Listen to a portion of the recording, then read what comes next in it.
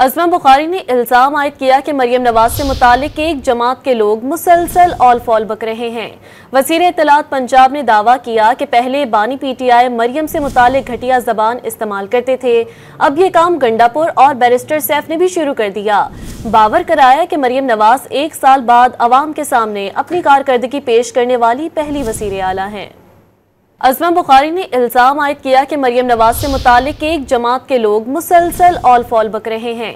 वज़ीर इत्तलात पंजाब ने दावा किया कि पहले बानी PTI मरियम से मुतालिक घटिया ज़बान इस्तेमाल करते थे, अब ये काम गंडापुर और बैरिस्टर सैफ ने भी शुरू कर दिया।